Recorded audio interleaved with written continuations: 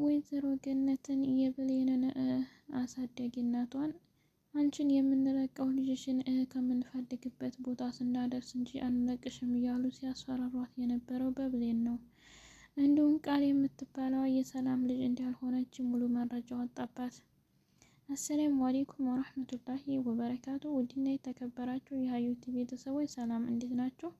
እንዲሁም ክርስቲያን ወገኖች ሰላም ብያለሁ። ለዚህ ቻናል አዲስ የሆናችሁ ላይክ፣ ሼር፣ ሰብስክራይብ በማድረግ ቤተሰብ ሁኑ። እንዲሁም ወዳችሁ ወዲያችሁ ቤተሰብ የሆናችሁና ለምታበረታቱኝ ውድ ቤተሰቦች ከልብ አመሰግናለሁ። ባለፈው ቪዲዮአችን ላይ ድራማ የብሌን አሳዳጊ እናቷን እያሰቃየ እንደሆነና እንዲሁም ደግሞ ለይኩ የሚባለው ጨካኝ ሰውዬ እንዲያትለቀቅ እንዲያደረገ አይተን ነበረ። አሁን ላይ ታዲያ ብሌንም እንዳልሰማችና እንዲሁም ደግሞ ምንም ነገር እንዳልታወቀ ወይዘሮ ገነትም ከታገተችበት ቦታ እንዳልተለቀቀ እሰማን። ወይዘሮ ገነት ያልተለቀቀችበት ምክንያት ያው ብሌንን የፈለግንበትን ቦታ ማድረስ እንችላለን፣ እንዲሁም ደግሞ እንደፈለግን ማድረግ ስንችልና የፈለግነውን ነገር ስናገኝ ነው አንቺን የምንለቅሽ ሲሏት ነበረ። ለይኩ የሚባለው ሰውዬ እንዲሁም ደግሞ ብሌን እንደማሰቃየት እና እሷን ያልታወቀ ስርዋ ለመውሰድ ተቻለ ህይወቷንም ለመንጠቅ ይመኛል። ግን በሰው ህይወት ማጥፋት ምንም አይነት ነገር ስለማይገኝ አሁን ላይ ግን ለገነት ማስፈራሪያ አድርገዋታል። ገነትን አስቀድመው የያዟት ብሌን ወላጅ እናቷ እንዳታስተዋውቃት እና እንዲሁም ደግሞ ወደፊት ያላት ግንኙነት በጣም የከፋ ስለሆነባቸው ለእነሱ ለስራ ስላልተመቻቸው እንዲሁም ደግሞ ይቺ ቃል የምትባለዋ ለሰላም ልጅሽ ነኝ ብላ ስለቀረበችባቸው እንዳይታወቅና እንዲሁም መረጃ እንዲያወጣ ነው። ቃል ግን እየመጣችው ከሌላ እንጂ የሰላም ልጅ አይደለችም። ሰላም ደግሞ በአረብ ሀገር ብዙ ስቃይና መከራ በልታ ያመጣችው ገንዘብ እንዲሁም ደግሞ የሰራችው ቤት ስለነበረ ይችኑን ነጥቃ እስከምትሄድ ድረስ እያሰላሰለች እና እያሰበች እንደነበረ እንዲሁም ደግሞ አሁን ላይ ያሬር የምታደርገው ድርጊት የሙሉ መረጃ አግኝታ እንዲሁም ደግሞ ሰላምኝን በህይወት አጥፍታ ለመሄድ ነው ፍላጎቷ። ብቻ ከባድ ነው።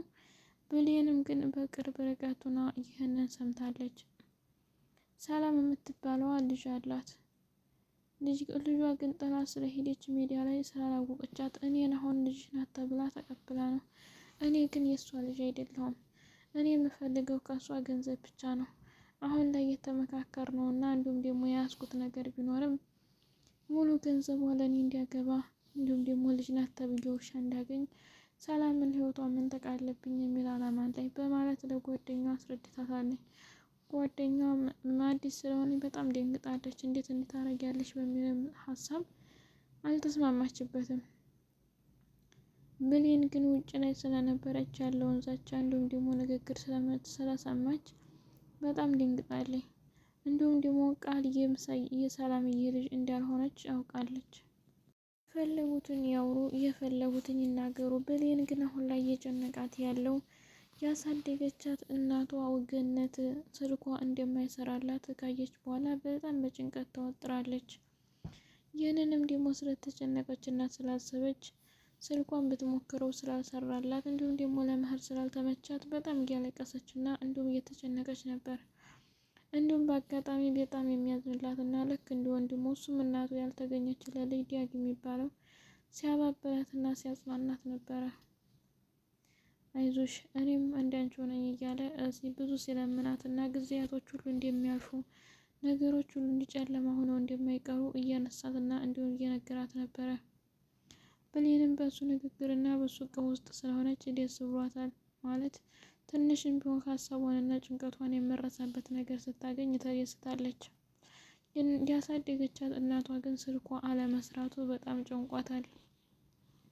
ምን ሆነ ይሆን በሚል ሀሳብ ላይ ናት። እንደዚሁ በተቀመጡበት እና ዳጊም ብሌንን እያጽናና እያጠናከረ በነበረበት ጊዜ ሰላም ተኋላ መጥታ አስደነገጠቻቸው። ምን እያደረጋችሁ ነው በማለት ግን ምንም ሊያደርጉ አይችሉም። ያው ማንኛውም ሰው ሲያለቅስና ሲከፋው እንደሚታዘንለት እና እንዲሁም ደግሞ እርዳታ ስለሚደረግለት ልክ እንደ ማንኛውም ሰው እያጽናናትና እንዲሁም ደግሞ እያበሸራት ነበረ። እንዲያትጨነቅ እንዲያታለቅስ ለማድረግ እንጂ ሌላ ክፉ ነገር ለማድረግ አስቦም አይደለም። ሰላም ግን ሁልጊዜ ቃል የምትባለዋ ነገረኛና ሾካካ ብዙ ነገር እያመላለሰችላት እና እየነገረቻት ስለነበረ ሰላምም ምን ይሁን የጥፋተኛው መጀመሪያውም ተነግሬ ነበር በማለት እንደገና ተመልሳ ቃል የምትባለው ነገረኛ ስላወራቻት ወደኋላ ተመልሳ ማስታወስ እና ማሰብ ጀመረች። ያው ልታስብ የቻለችበት ምክንያት በባለፈው ላይ ደጋግማች ሰራተኛ ጥሩ አይደለችም ተቤት ትባረር፣ እንዲሁም ደግሞ የያዘችው ነገር ሁሉ አላማረኝም በሚል ንግግር እንድትወጣ ብትደረግም እንኳን ሰላማዊ አላስወጣም፣ እኔም ሰው ሀገር ሰርቼ አይቼዋለሁ። ስለዚህ እሷም ደግሞ ከጎበዘች እና ከጠነከረች እኔ ቤትም ሆነ ሰርታ ልትቀየር ትችላለች። ስለዚህ ተቤቴ ላባረራት አልችልም በማለት ለቃል ነገረቻት። ቃል ግን የምትሆነው ግራ ገብቷታል። ከዛ ከቤት ብታበራት እንዲሁም በአይና ባታይ ደስታው ነው። ያው እቤት ውስጥ ተሆነች ብዙ ችግር ለመፍጠርና እንዲሁም ደግሞ ተንኮል ሴራ ሰርቶም ሰላምንም ለመግደልም ሆነ ለሌላ ችግር ለማድረግ ተቤት ሰው እንዲጠፋና እንዲሁም ደግሞ ብሌን እንዲታይ አይፈልጉም። ያው ብሌን ታየች መረጃ ታወጣብናለች ስላሉ እንጂ ማንኛውም ሰው ጥሩ ስራ የሚሰራ ከሆነ መሳሪያውን ሊያስተዋውቅ እንጂ ሊደብቅ አይገባውም። እነሱ ግን በጣም የሚሰሩት ስራ ትክክል ስላልነበረ ብሌንን ወደ የራቀ ቦታ ሂጂ ብለው ካሉ ቦታና ከሸኟት በኋላ ይሄን ድርጊት ሊያደርጉ ችለዋል። ስለዚህ ሰላምም ውጭ ላይ ከዳጊ ጋር ያየቻቸው ጊዜ በጣም ተቆጣች። ያንንም ደግሞ ቢናደድም እንኳን ቢቆጨውም ቢጸጽተውም ዳጊ ቢጮህም እንኳን ያው የነደደው ሰው ብዙ ያወራል እንደሚባለው ሁሉ እባክሽን ቃልዬ አንቺ ነግረሽ የነበረ ያንቺን ወሬ አላምን ብዬ ነው በማለት ሰላምም ራሷን ልወቅስና ልትጸጸት ትችላለች። እንዲሞ መሆን አይገባም። ለምን ማንኛውም ሰው ይህን ድርጊት ሊያደርግና ሊያደርገው የሚችለው ቢኖርም ራሱ ደህና ጭንቅላትና እንዲሁም ማሰብ ሲጀምር እንጂ በእንደዚህ በጭንቀት የተወጠረ ነገር ሌላ ጊዜ እንዲሰጥ ይፈልጋል ማለት ከባድ ነው። ስለዚህ ብሌን አሁን ያለችበት ቦታ ላይ በጣም የጨነቃትና እንዲሁም ደግሞ እናቷን እተዋወቃለሁ ብላ ቀን ተቀጠረላትና ከተነገራት በኋላ አሁን ላይ ደግሞ ስልኩ አልሰራም ብሎ በመሀል ሲቋረጥ ሌላ ችግር ነው። ብቻ ከባድ ነው። ይህ ሁሉ ስቃይና መከራ ገነትንና እንዲሁም ደግሞ ብሌንን ነው። ሌኮ የሚባለው ጨካኝ ሰውዬ እንዲሁም ሳሚ እረ ብዙ ስንቱ ታጠፍቶ ጭካኔ ለማንም እንደማይበጀው ሁሉ ግን እነሱ የመጫን መፍትሄ አድርገውታል። አንድ ላይ ድራማ ሲሰራ ለሰው የሚያስተምር ወይም የሚያሳዝን ወይም ለሰው ለምስኪኖች የሚያስረዳ ነገር ካልሆነ እንዲህ አይነት ጭካኔና እንዲሁም ደግሞ አረመኔ በተሞላበት ድርጊት እንዲህ ድራማ ባይደረግ የሁላችንም ምርጫችን ነበረ። የእውነተኛ ታሪክ ነው እንዲህ አይባልም፣ ግን የበዘለክ ሙሉ ደግሞ እንዴት አላለፈውና እንዲያሳለፍ ነው ጊዜያቶችና ታሪኮች አሁን ላይ ተደግመው እንዲሆኑ አንፈልግም። ስለዚህ ገነትን በጣም እያሰቃዩት እና እንዲሁም ደግሞ ልጇ እንዲናፈቀች ምንም እንዳያደርጉባት የልጇን ሕይወት ለመከላከልና ለማዳን ብዙ እየተከራከረች እና እየለመነች ነበረ። ብትለምናቸው እንኳን እንዲሁ ሌላው ቀርቶ እህሉ ምኑም ይቅርብኝ እባካችሁን ትንሽ ውሃ አቅምሱ ብትላቸው እንኳን የጠገበ የራበ ያይም እንደሚባለው ሁሉ የሆነ የሚባል ተረት አለና ይህ ማለት ያው እነሱ የሚፈልጉት ሌላ ነበረ። ይህን ለማድረግ ደግሞ መጀመሪያ ገነትን ካፈኑ ብሌንንም እንደፈለጉ ካረጉ በኋላ ያው ሁሉም ሲጠፋ ወደ ሰላም ዞረው ሰላምንም በህይወት እንዳትኖር ካደረጉ በኋላ ያለ ንብረቷን ወደ እነሱ ለማዞር ነው። ሌላ ምንም አማራጭ የለም። ግን አሁን ላይ የመጣችው ልጅ እርግጠኛ ነኝ በሰከረም ሆና በማይታወቅ መልኩ ትናገር ይመስለኛል። ብቻ አላውቅም።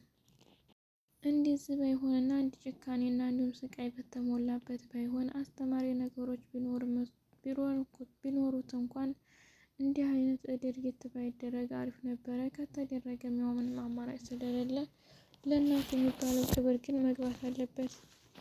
እንዲሁም ደግሞ አሁን ላይ ገነት ተለቃ የብሌን እናት ካለችበት ተፈልጋና ተጠርታ በአንድ ላይ እንዲሆኑና እንዲገናኙ ለማድረግ የተቻለውን መሞከር አለበት። ብሌንም በእርግጠኝነት አሁን ላይ የእናቷንም ብትተዋወቅና አብራት ብትኖር እንኳን ለጥቂት ቀናቶች እንጂ አብሮ ልትዘልቅ አትችልም። ስለዚህ አሁን ላይ ብሌን ማድረግ ያለባት ቀረቤታዋን ጓደኛ ካለች ከቤት ውስጥ የሚሻላት ዳጊ ነው እና ዳጊን መቅረብ። ለይኩና ሳሚ የሚባሉት ሰዎች ግን በጣም አረመኔና ጨካኝ፣ ግፍን የማይፈሩ እንደሆነ አይተናል። በተለይ ለይኩ የሚባለው ሰውዬ ትልቅ መሆኑን እየታወቀና እንዲሁም ደግሞ ማንኛውም ሰውዬ እየመለሰ በነበረበት ጊዜ ሌላ ችግርና መከራ ለማምጣት ይህን ድርጊት ባያደርጉት አሪፍ ነበር።